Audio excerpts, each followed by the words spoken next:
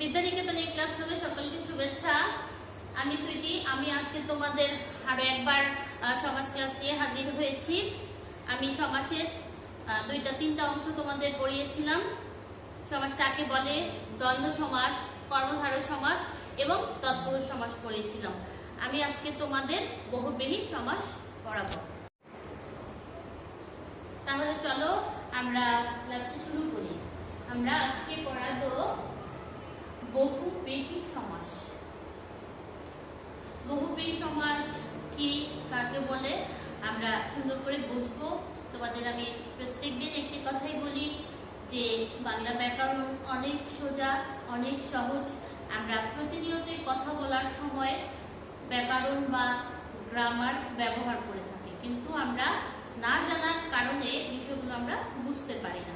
তাহলে চলো আমরা সুন্দর করে আজকে সমাসের বহুব্রীহি অংশটুকু আলোচনা করি। যে সমাসে সমসমান পদগুলোর কোনটির অর্থ না বুঝিয়ে ভিন্ন অর্থ বুঝিয়ে থাকে তাকেই বলা হয় বহুব্রীহি সমাস। তাহলে এখানে আমরা একটা উদাহরণের মাধ্যমে বুঝবো যে বিষয়টা আসলে কেমন। বহুব্রীহি আছে যার, এখানে বহুব্রীহি অর্থ আমরা দেখতে পাচ্ছি যে ধান। বহুব্রীহি আছে যার, তাহলে আমাদের সমাসের ক্ষেত্রে আমরা দেখছি যে বহুব্রীহি। এখানে বহু কিংবা ব্রীহি কোনটির অর্থ প্রাধান্য নেই।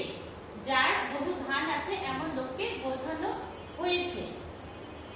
তাহলে এই যে বহুব্রীহি বা ধান, হ্যাঁ, এইটুকু না বুঝিয়ে আমরা বুঝতে পারি যে বহুব্রীহি আছে যার, তার মানে ধান আছে এমন লোককে বোঝানো হয়েছে। তাহলে ব্যাপারটি কি দাঁড়ালো? যে সমাসে সমসমান পদের কোনটির অর্থ না বুঝিয়ে ভিন্ন অর্থ প্রকাশ করে সেটি হচ্ছে আমাদের বহুব্রীহি সমাস। আর এর উদাহরণ হচ্ছে বহুব্রীহি আছে যার, বহুব্রীহি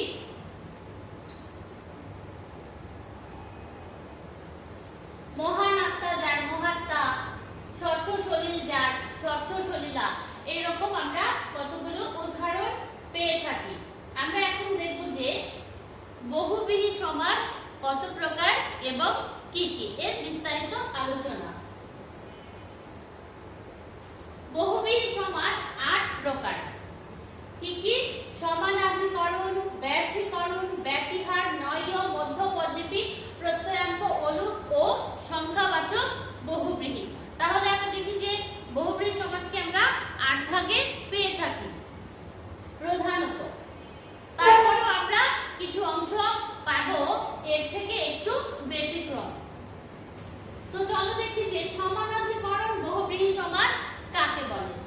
পূর্ব পদে বিশেষণ এবং পর পদে বিশেষ্য হলে সমানাধিকরণ বহুব্রীহি সমাস হয়।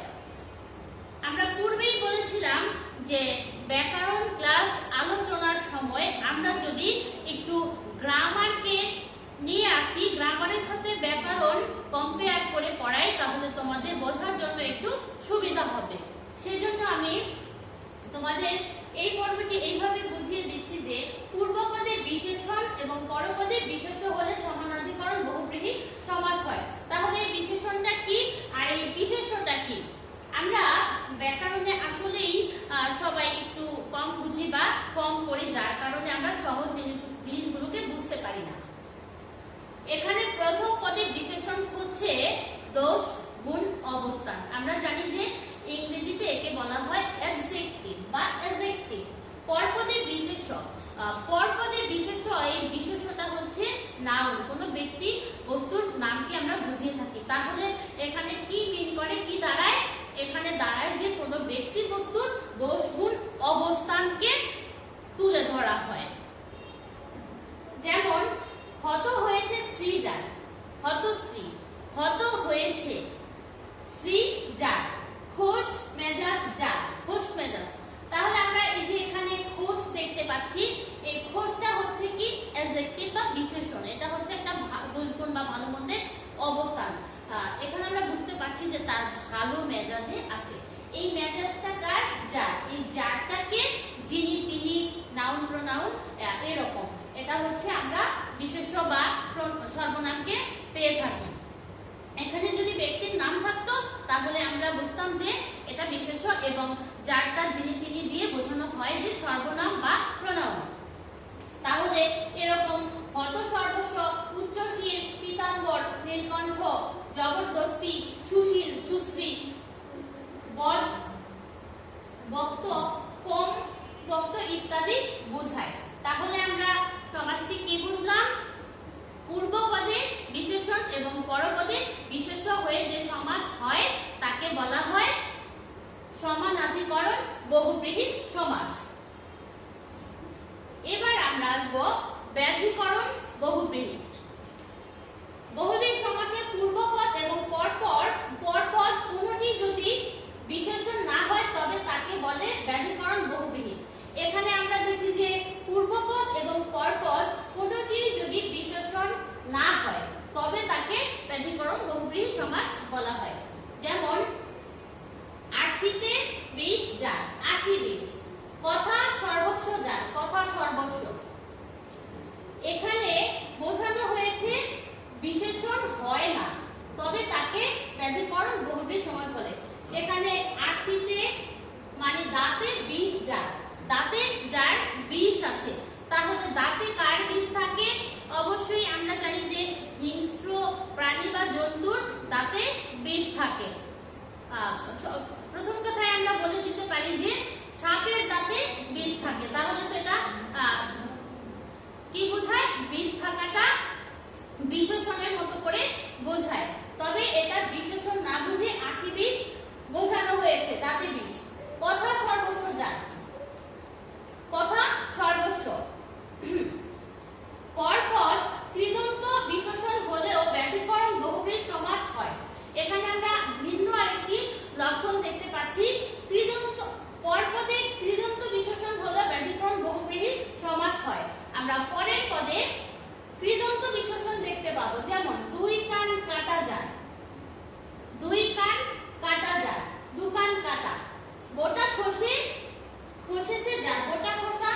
অনুরূপ ভাবে ছা পোষা, পা চাটা, পাতা চাটা, পাতা ছেঁড়া, থামা ধরা ইত্যাদি। এখানে কৃদন্ত বিশেষণ বলতে আমরা পরপদে এখানে আমরা দেখতে পাচ্ছি যে 2 কান কাটা যার। এই যে কাটা, এই কাটাটা হচ্ছে কৃদন্ত বিশেষণ। এখানে একদিকে কাটা ক্রিয়া বোঝায় এবং এটা একটা দোষগুণ অবস্থানের মধ্যে পড়েছে, এজন্য এটাকে বলা হয় কৃদন্ত বিশেষণ। এবার আমরা দেখব ব্যতিহার বহুব্রীহি। ক্রিয়া পারস্পরিক অর্থে ব্যতিহার বহুব্রীহি হয়। কি বলেছে কথাটা? ক্রিয়ার পারস্পরিক অর্থে ব্যতিহার বহুব্রীহি হয় যে সমাসে পূর্ব পদে আ এবং উত্তর পদে ই যুক্ত হয়, যথা হতে, হাতে হাতে যে যুদ্ধ, হাতাহাতি। এখানে আমরা শর্ত কি পেয়েছি? এই সমাসে পূর্ব পদে আ মানে প্রথম পদে স্বরবর্ণ থাকবে আ এবং উত্তর পদে ই যুক্ত হয় এবং পরপদে ই যুক্ত হবে। যেমন হাতে হাতে যুদ্ধ। এখানে আমরা প্রথম পদে দেখতে পাচ্ছি হাতে হাতে, পরপদে দেখতে পাচ্ছি যে যুদ্ধ। এবং সমাসের ক্ষেত্রে আমরা পরপদে হাতা, এখানে একটা আ উজ্জ আছে স্বরবর্ণ, এখানে আয়ের অস্তিত্ব উপলব্ধি করছি এবং হাতি এখানে ই প্রত্যয় ই যুক্ত দেখতে পাচ্ছি। তাহলে এখানে আমরা হাতে হাতে যে যুদ্ধ হয়েছে, হাতাহাতি, এখানে পারস্পরিক অর্থে ব্যতিহার বহুব্রীহি হয়। তার মানে পরস্পরের দুইটা অর্থই যুক্ত হয়ে এই সমাসটি হয়।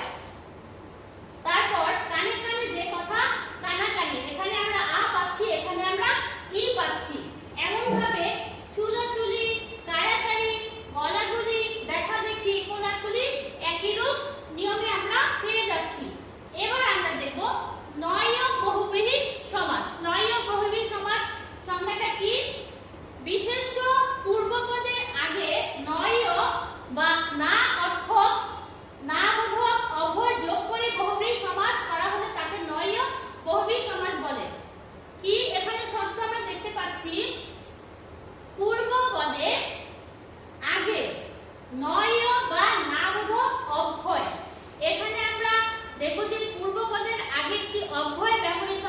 এবং সে অব্যয়টি কি না বোধক অর্থে ব্যবহৃত হবে। নয় ও বহুব্রীহি সমাস সাধিত পদটি বিশেষণ হয়। তাহলে নয় ও বহুব্রীহি সমাসে সাধিত যে পদটি সেটা কি হয়? বিশেষণ হয়। এখানে আমরা দুইটি শর্ত পেয়েছি। এবার আমরা উদাহরণ দেখি। ন জ্ঞান যার, অজ্ঞান। এই ন বলতে নাই বোঝানো হয়েছে, নেগেটিভ অর্থে ধরা হয়েছে। বে হেড যার, বেহেড। না চারা, নাচার। নি ভুল যার, নিভুল। এখানে এই যে নি, নাই এগুলো না অর্থে বা না বোধক অর্থে ব্যবহৃত হয়েছে। এজন্য আমরা এই সমাসটিকে বলবো নয় ও বহুব্রীহি সমাস। এবং এখানে আরেকটি কথা যেটি হচ্ছে নয় ও সমাসে সাধিত পদটি বিশেষণ হবে। বিশেষণ বলতে আমরা বুঝাই যে দোষগুণ অবস্থান। এই যে নাচার, এই যে নির্ভুল, এগুলো ভালো মন্দ দোষগুণের একটি অবস্থানকে নির্দেশন করছে। এবার আমরা দেখব মধ্য পল্লবী বহুব্রীহি সমাস। বহুব্রীহি সমাসে ব্যাখ্যার জন্য ব্যবহৃত বাক্যাংশের কোন অংশ যদি সমস্ত পদে লোপ পায় তবে তাকে মধ্য পল্লবী বহুব্রীহি সমাস বলে। যেমন বিড়ালের চোখ ন্যায় চোখ যে নারী, বিড়াল চোখী। এখানে আমরা দেখব যে সমস্ত পদে লোপ পাবে, সমস্ত পদে লোপ পায় কোন অংশ, বাক্যের কোন অংশ সমস্ত পদে লোপ পেয়ে যে সমাস হয় তাকে আমরা বলবো মধ্য পল্লবী বহুব্রীহি সমাস। এখানে কি লোপ পেল? বিড়ালের চোখের ন্যায় চোখ যে নারী, বিড়াল চোখী। এখানে চোখের ন্যায় চোখ এইটুকু অংশ আমরা দেখেছি যে লোপ পেয়েছে। তাহলে আমরা পাচ্ছি কি? বিড়াল চোখী। হাতে খড়ি দেয়া হয় যে অনুষ্ঠানে, এখানে আমরা পাচ্ছি হাতে খড়ি। এখানে দেওয়া হয় যে অনুষ্ঠানে, এই অংশটুকু লোপ পেয়েছে। তার জন্য আমরা এই লোপ পাওয়ার কারণে বলবো মধ্য পল্লবী বহুব্রীহি সমাস। এমনি করে গায়ে হলুদ, মেঘিমুখ ইত্যাদি হচ্ছে মধ্য পল্লবী বহুব্রীহি সমাসের উদাহরণ। এবার আমরা দেখব প্রত্যয়ান্ত বহুব্রীহি সমাস। প্রত্যয়ান্ত বহুব্রীহি সমাস কি? যে বহুব্রীহি সমাসে সমস্ত পদে আ, এ, ও ইত্যাদি প্রত্যয় যুক্ত হয় তাকে বলা হয় প্রত্যয়ান্ত বহুব্রীহি। তাহলে আমরা নামের সাথে একটু মিল পেয়ে যাচ্ছি কি? প্রত্যয়ান্ত বহুব্রীহি সমাস। তাহলে এখানে শর্ত হচ্ছে যে এখানে তিনটি প্রত্যয় যুক্ত হবে। কি কি? আ, এ, ও ইত্যাদি। এখানে একাধিকও হতে পারে।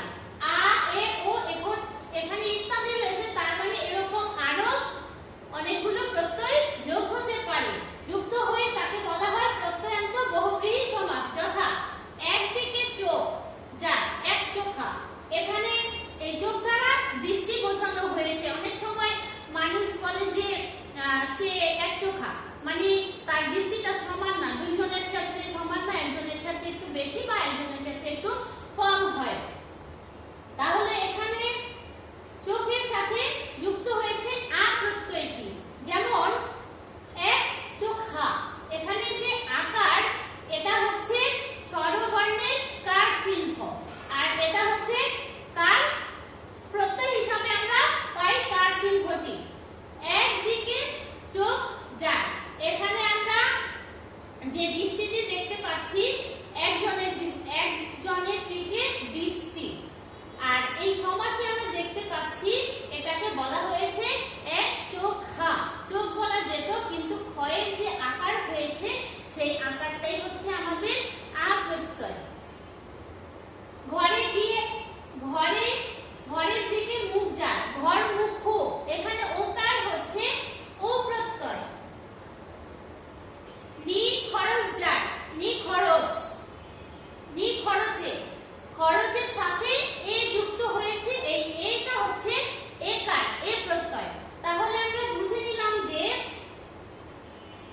যে বহুব্রীহি সমাসে সমস্ত পদে যুক্ত হয় এই প্রত্যয়গুলো, সমস্ত পদে যুক্ত হয়ে যে বহুব্রীহি সমাস হয় তাহাকে বলা হয় প্রত্যয়ান্ত বহুব্রীহি সমাস। আমরা উদাহরণগুলো আরো দেখি। দোটানা, দোমনা, একঘরে, অকেজো, একঘরে, দোনলা, দোতলা ইত্যাদি।